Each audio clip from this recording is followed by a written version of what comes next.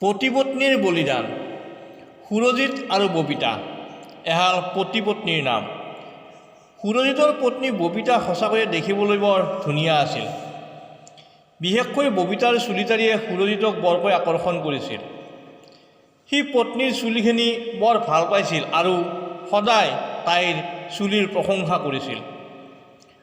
সুৰজিতে সৰু কাম এটা কৰি ঘৰখন কোনোৰকমে চলাই আছিল। দুয়োজন তেনেকৈ বৰ সুখী আছিল। কোনেও কাৰো বিৰুদ্ধে কেতিয়াও কোনো অভিযোগ কৰা নাছিল। এদিন হঠাতে ববিতাৰ চুলিত পৰা ক্লিপটো ভাগি থাকিল।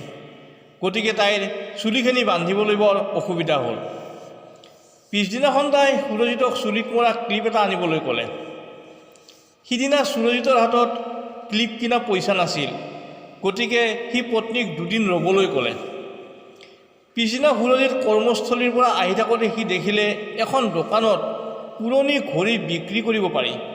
সি লগে লগে তাৰ ঘড়ীটো বিক্ৰী কৰি পত্নীৰ বাবে চুলিৰ ক্লিপ এটা কিনি আনিলে। সি ভাবিছিল নতুন ক্লিপটো দেখি তাৰ পত্নী ববিতাই বৰ আনন্দ পাব। কিন্তু ঘৰ পোৱাৰ লগে লগে সি বৰ আচৰিত হ'ল। সি দেখিলে ববিতাই তাইৰ চুলিখিনি চুটিকৈ কাটি পেলালে। তাইৰ চুলিখিনি কটাৰ বাবে সি বৰ দুখ পালে। আচলতে সিদিনা সুৰজিতৰ জন্মদিন আছিল, কিন্তু সুৰজিতৰ বাবে উপহাৰ কিনিবলৈ তাইৰ হাতত পইচা নাছিল।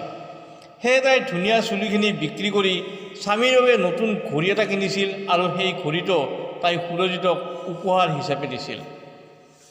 পিছত সুৰজিতে ববিতাক তাই বিচৰা চুলিত পৰা ক্লিপটো দিয়ে। স্বামীৰ পৰা পোৱা মৰম লগা উপহাৰটো পাই ববিতাই চকুলো টুকি সুৰজিতক সাৱটি ধৰিলে। স্বামী স্ত্ৰীৰ এই কাহিনীটো কেনেকুৱা লাগিল জনাব। প্ৰিয় শ্ৰোতা দৰ্শক, যিসকলে চেনেলটো ছাবস্ক্ৰাইব কৰা নাই ছাবস্ক্ৰাইব কৰিব। ধন্যবাদ।